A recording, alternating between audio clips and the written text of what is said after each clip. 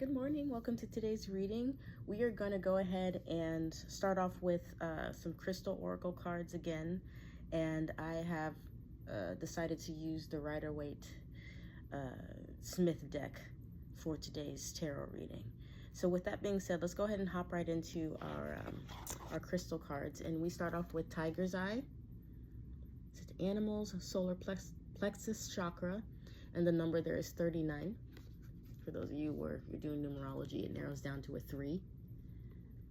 And then we have Fuchsite, healing, heart chakra, and the number 17. And that would be an 8. What's beautiful about this is that this is clearly saying, go outside. Or, if you can't go outside, bring outside inward. Such as what I'm pointing to as an example. Spend more time connecting. You know, there was a creator on here that was dancing out in nature. And I immediately heard it and I commented on her video and I said, you know, it's beautiful, the dancing. I said, but the next time you go dance in nature, see what's dancing with you, especially if the trees are dancing with you. It's like when you are moving, see what's in harmony with you. Many of you have actually practiced this in more of a hyper-vigilant way, where it's like if you're moving, you're kind of watching to see who's also kind of tracking you, like you know, and maybe like in a stalkerish energy. And I'll say stalkerish because that animal, and I think of like it's what tiger's eye, right? Tigers are known for getting really low, and that's that ability to be able to stalk their prey, right? It's like turning this around, and we're looking at some form of visibility here. It's like some of us know that as maybe what we're doing is, we know that we'll have to protect ourselves. It's like we have a better understanding maybe of how to navigate out in the wild, right? Outside and feel comfortable. We feel safer maybe about the way that we're moving. This could be talking about feeling more confident and finding more ways to feel more confident.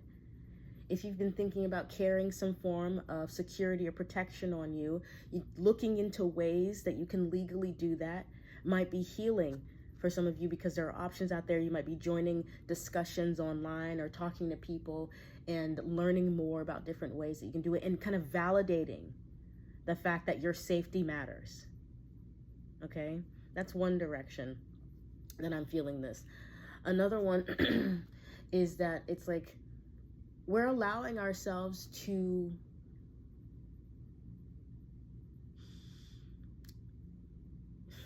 pay more attention to what we want. Because it's like the other side of like that hypervigilance and being scared is kind of like flipping it around and being the one who's pursuing.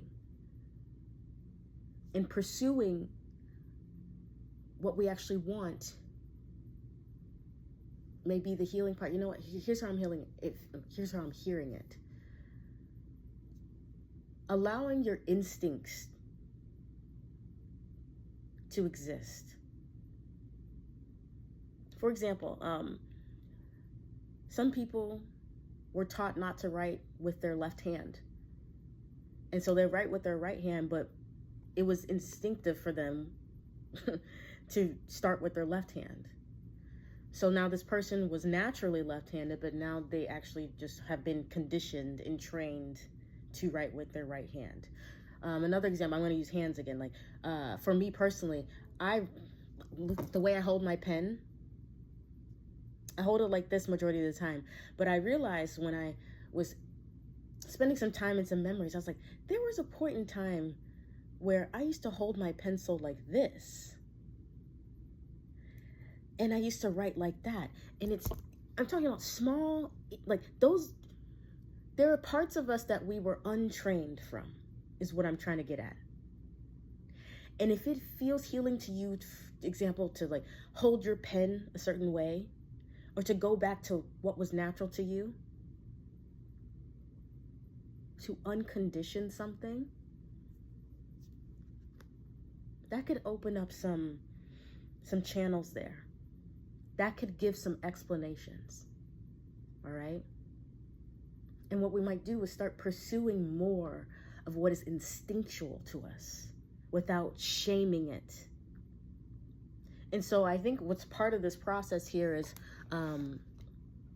like that tiger's eye is also like a reminder of, like, as we're navigating through the world, guilting people into doing things is one of the easiest way to control others, right?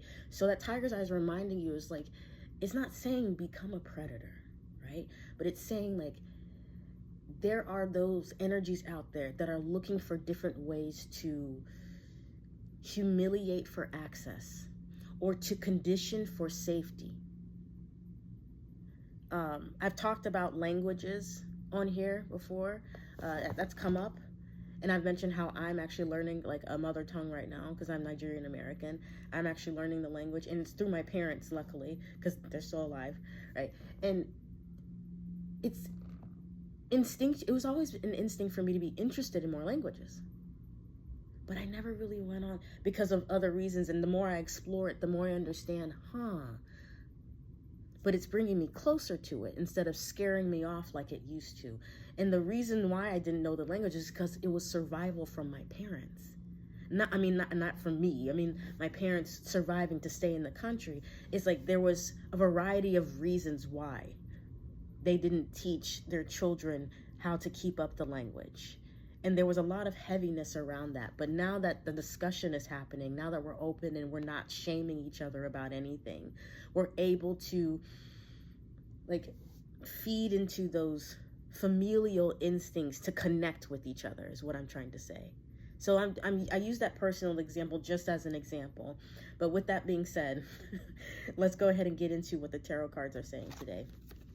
We have this energy is popular right now. The Hanged Man combined with, and this is how she flipped out, the Queen of Pentacles in reverse. We may not be planning anything. And that may be very loud to you right now, is that you're not really planning anything, or you've been noticing that when you try to plan something, there's this big halt or this major anchor that prevents things from moving forward. Okay, just kind of piggybacking off of that tiger's eye combined with that fuchsite, it's like instinct isn't really planned. It's something that happens, right? So this could be talking about embracing more spontaneity, no longer hating surprises the way that you used to, but having a better sense of your boundaries is you feeling more secure with how you will respond. But then you're not trying to control everything. It's just like, you know what? I'm going to let things flow a little bit more. Or maybe I'm more willing to be still and not try to even control what comes up for me.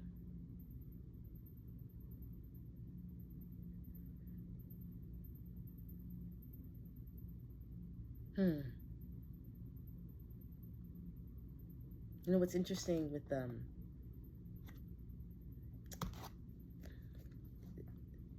this is non-committal.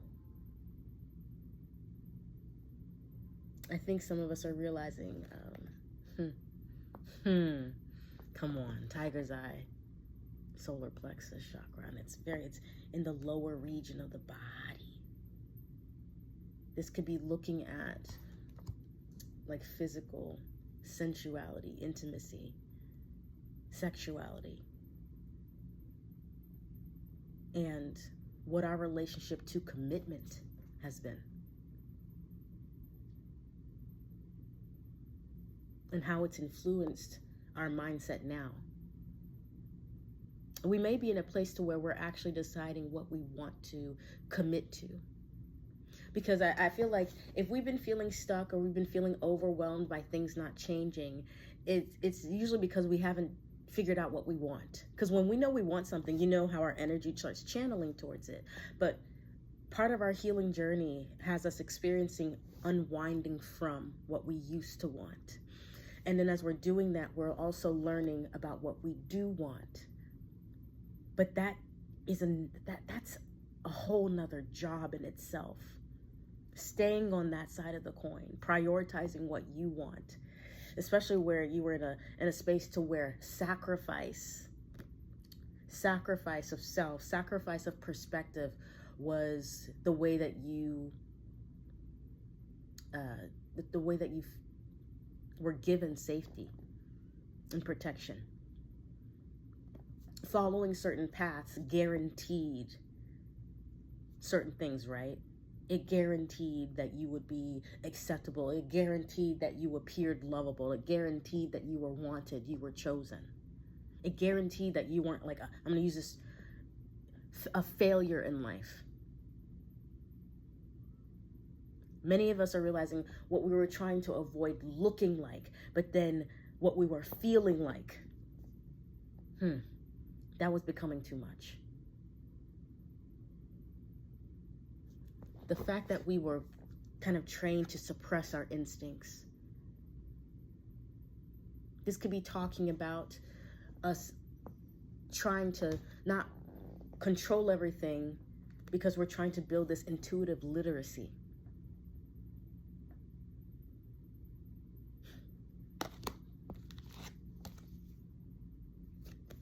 Eight of Wands and the Hermit.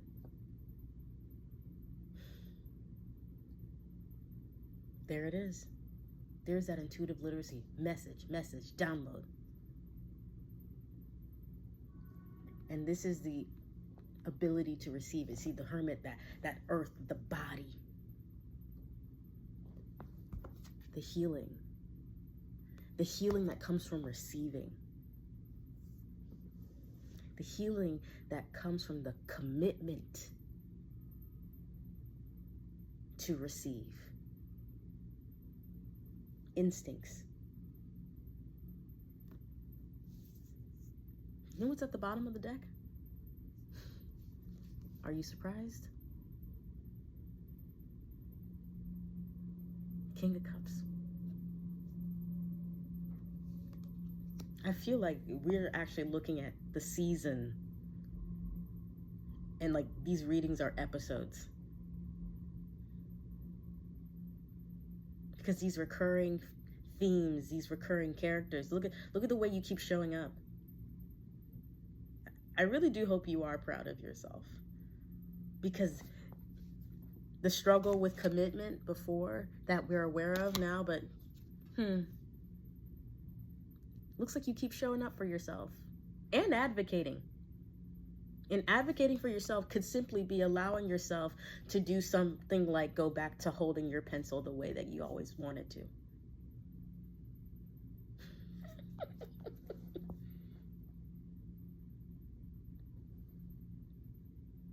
Like surprises, instant, quick moving. It's like despite the chaos, you can find a way to be the calm in the storm for yourself. But this is also controlling your pace.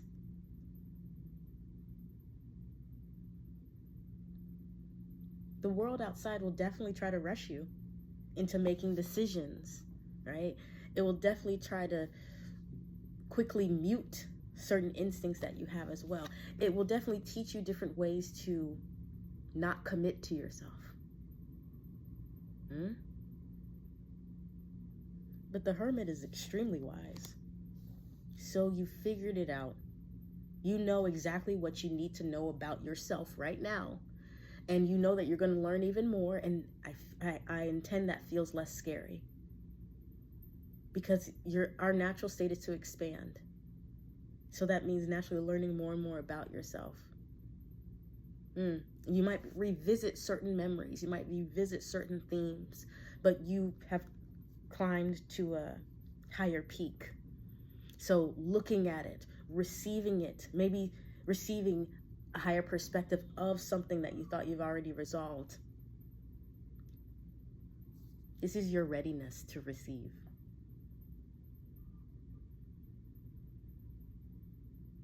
I also feel like, you see the Star of David in the lantern, and that can represent harmony between the masculine and feminine. So I feel like for some of us, this is talking about the wisdom we gain from revisiting moments like in our childhood, revisiting what we've learned about masculinity, femininity, and how all of those understandings play into how societies, how different systems function. And you know it, the wisdom is not just knowledge, it's a combination of like experience as well.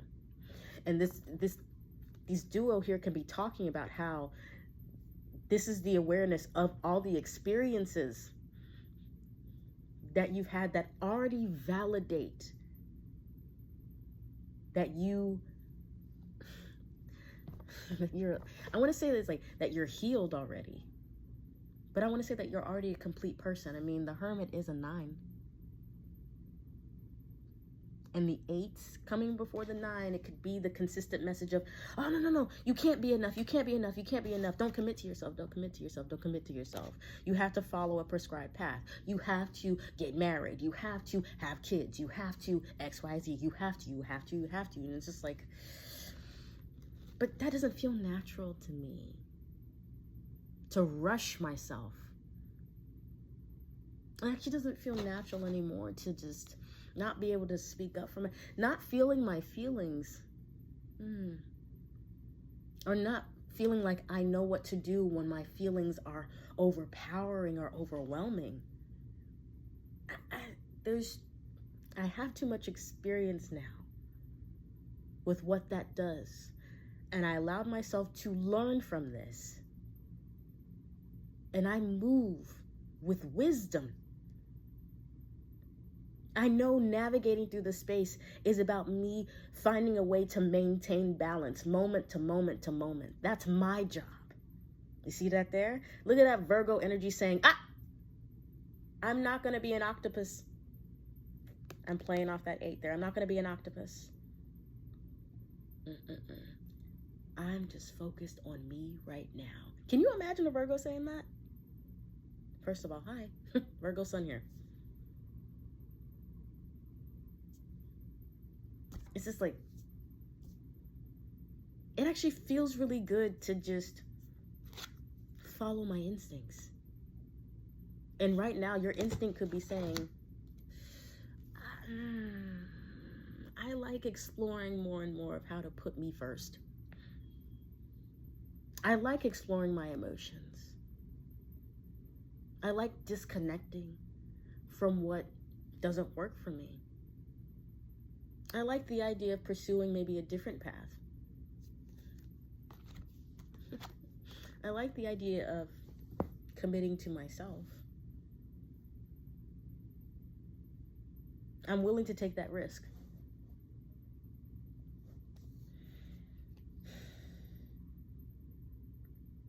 Instincts are going to feel very, very powerful right now.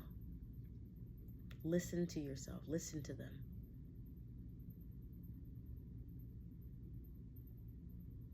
I'm going to say this here. As the King of Cups,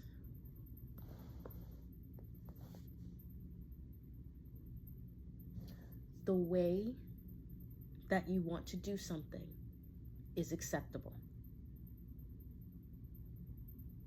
And your efforts do matter. Whether it follows through or it fails, your efforts matter. Allow that to be, or some derivative of it, to be your affirmation. My way is acceptable.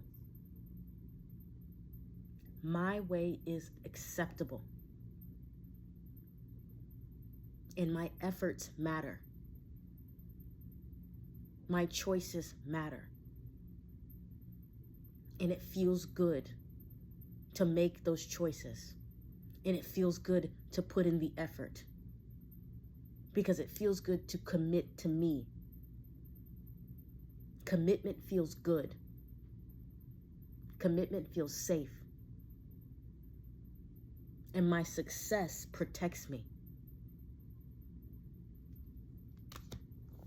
All right? So with that being said, I'm going to end today's reading. I intend that you felt seen, and that the parts of you that are wanting to be there, you give yourself permission to be there with it. You know what you're doing. Your body is working. Your mind is working. Even if you are using external assistants like SSRIs, you're here. And your presence matters. Your love matters. And presence is love. Okay? So you being here, you focusing on yourself every single time you don't allow yourself to be pushed, that's you loving on yourself some more. Okay? Let your instincts be there. Let yourself be surprised by you. What can you discover about yourself today? Be more interested in you. There's nothing wrong with that, okay?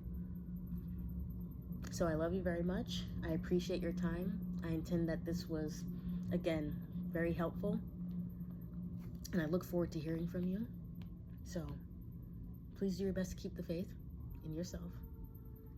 And I'll see you next time. Bye-bye.